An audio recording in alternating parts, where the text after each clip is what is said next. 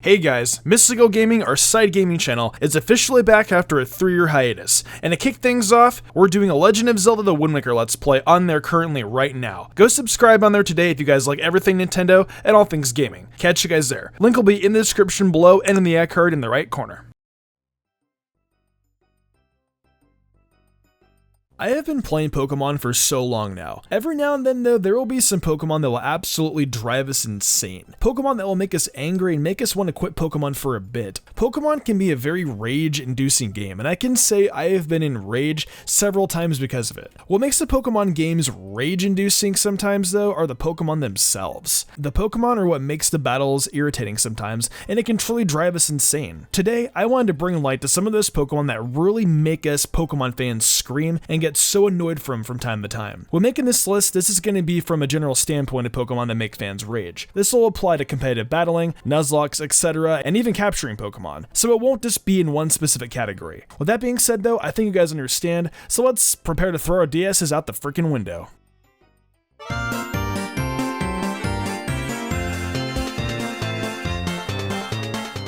Coming first on this list, we have one of the most obvious ones I'm sure most Pokemon fans will know about. I'm of course talking about Miltank. Now sure, not every single Miltank is rage-inducing, but there is that lone one in the Johto region that has been tainted with the rest of them permanently. That would be Whitney's. Its combo of Rollout and Milk Drink will annoy the hell out of you. And if you happen to have a male Pokemon, Attract will make matters even worse. Only being able to attack 50% of the time while you get wailed on by Rollout, and then any damage you do is negated by Milk Drink. Talk about a pain in the butt. Really, the only way to take this thing out is by going out of your way for a Machop to get super effective damage off on, or by overleveling a bit so those neutral attacks do a lot more damage. Again, I don't believe we've seen an annoying Miltank since Whitney's, but anytime I do see one pop up in battle, I instantly have flashbacks to my childhood and start feeling that pain all over again.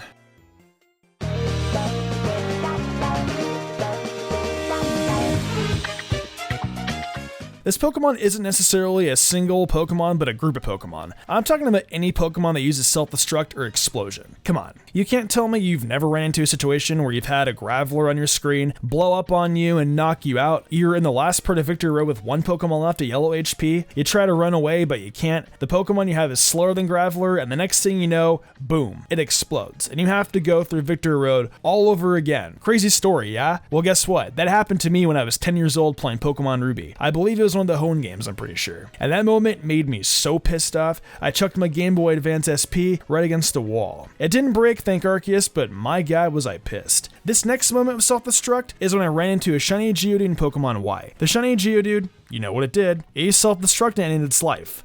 I was livid. When shiny Pokemon explode or run away, it is one of the worst feelings ever. I hate Self-destruct and Explosion.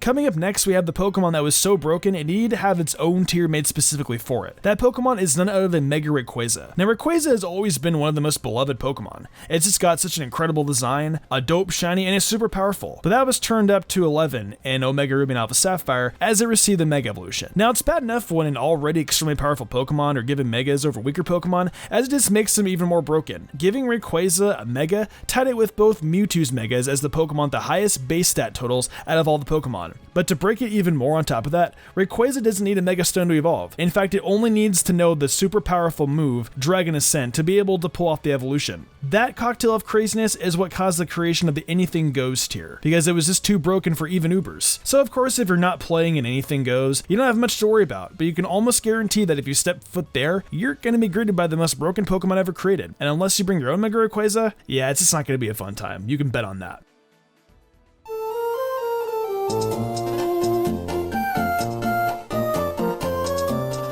In the 4th spot on the list, we have Shedinja. Now if you run into this thing into a competitive match, you'll more than likely be fine. It has 1 HP and is weak to Flying, Rock, Ghost, Fire, and Dark type moves. No problem. However, run into this thing in a Hoenn Nuzlocke and it's pretty much game over. These things are straight up Nuzlocke killers because of Wonder Guard. If you didn't choose a Fire starter, you might as well admit defeat before you even start. If you have anything else, more often than not you will not have a Pokemon that can hit it. So you just have to sit there forever to see who goes at first. You or the Shedinja. I have lost quite a few of Nuzlocke challenges because of this thing, and it just irritates the hell out of me. And don't get me started if you do a randomizer Nuzlocke. That will make the situation completely unpredictable and you will have no idea what to do. That's why most randomizers have the option to get rid of Wonder Guard entirely, as they know it will ruin challenges. But then you're left to feel like you've cheated the run. So it's a lose-lose no matter what. Don't get me wrong, I really love Shedinja, it's such a cool Pokemon and concept, but when it comes to Nuzlockes, I hate this thing with a fiery passion and pray that I never have to have the displeasure of seeing it in a playthrough ever again.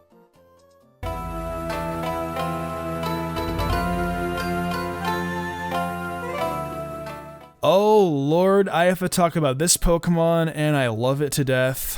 My favorite Pokemon of all time. People rage over Umbreon, and I totally get why, as I have done it myself before, trust me. Imagine just competitive battling on Pokemon Showdown, and you see that your opponent has an Umbreon on their team. You think, oh sweet, an Umbreon. Hey dude, Umbreon's my favorite Pokemon, right on. Then you witness Umbreon start to use Protect, followed by Toxic, then Wish, then Protect again. Umbreon is one of the most annoying Pokemon I ever dealt with whenever I competitive battled. I also remember countless of other people getting hissy too. I actually don't blame them at all. Umbreon is a dope Pokemon design-wise, but when it comes to competitive, yeah, that Pokemon is super rage-inducing. I have rage quit on Showdown several times due to it, and it's not fun.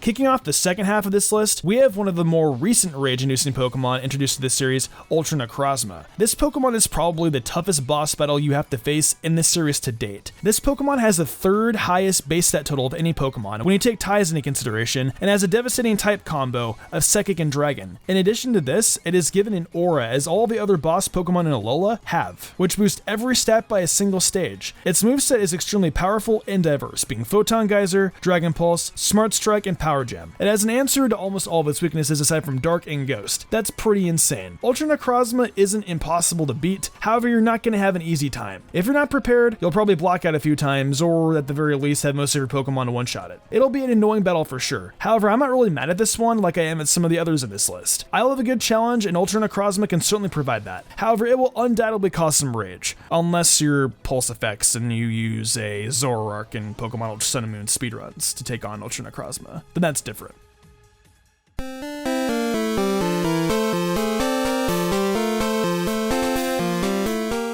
I think anyone here who's done a randomizer Nuzlocke can agree with me that Whitney and Wobbuffet are the two biggest Nuzlocke killers. These two trolls of Pokemon have the Shadow Tag ability. That means the player is not allowed to switch their Pokemon out until the Shadow Tagger is taken down. In a Nuzlocke, when a Pokemon dies, it is dead, gone forever. Unless you have a move like Toxic against a Wob, you aren't doing anything to it. This Pokemon will spam Destiny Bond, Mirror Coat, or Counter over and over again until you are dead. Wobbuffet and Whitney have ended many of my Nuzlocke several times, and I have always been in a rage due to it. I've also seen other Nuzlockers go through the same fate, and let me tell you guys, it is a tragedy indeed. So the next time you laugh at Team Rocket's Wobbuffet for being stupid and funny, remember all the pain that blue piece of trash has caused.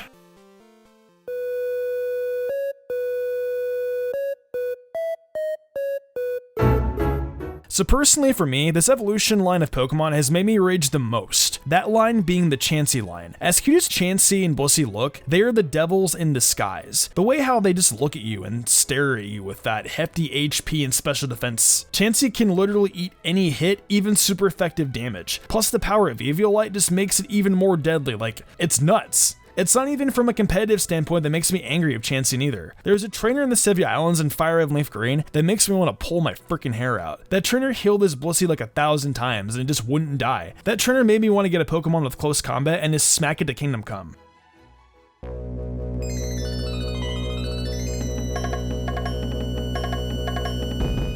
Second to last, we have any kind of roaming Pokemon. Pokemon like Raikou, Entei, Mesprit, and the Genius from Generation 5. We all know how aggravating this Pokemon can be, where they pop up on your screen. You get excited and they just disappear in a matter of seconds. One turn and they're gone. The only way you can get them to stick around is by having a Pokemon with an Arena Trap-like ability, or by using the move Mean Look. So Pokemon like Dugtrio come in handy for roamers. I don't hate the roamer Pokemon themselves, I just hate it when they run away from me. I rage about it, and I know other people do too. Especially when you don't have a Pokemon with Mean Look or a Shadow Tag-like ability.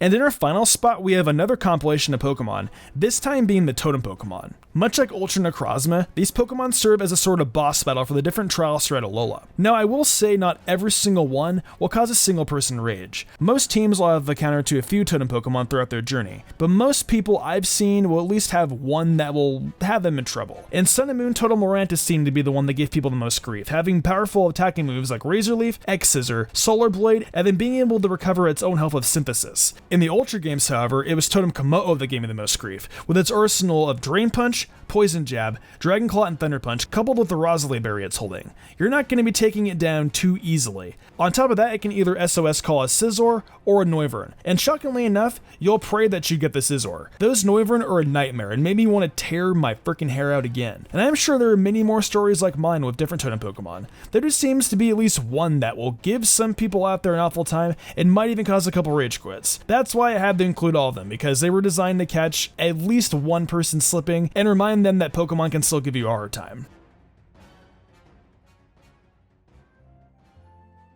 Well, that pretty much wraps up all the Pokemon that will make you or made you rage. Pokemon is a very rage-inducing game. It's not a Call of Duty, but I know myself and many others have raged before. What Pokemon have made you rage and scream though? Let me know in the comments below. Also, if you're enjoying these 10 Pokemon That videos, let me know which ones you guys would like to see next. You guys seem to really like them a lot, and I like making them, so it's a win-win. If you enjoyed the video, why not leave a like and subscribe to my channel with notifications on, that way you never miss an upload. If you want to support me further, consider following my Twitch where I stream a lot of Pokemon content and all kinds of other Nintendo content like Zelda, Fire Emblem, and much more. Want to support me further in game called perks? Check out my Patreon. Daniel Leone, Lady Crimson, Memory Martin, The Lazy Leo, Matthew Young, Awesome Lego, Jarrett Weiss Austin, Sodden Grider, and Enigma97 did, and I want to thank them personally for going above and beyond. It means the world to me. I think I'm gonna wrap this up though. I'm Mr. Umbreon, and I will see you in the future for more awesome Pokemon content.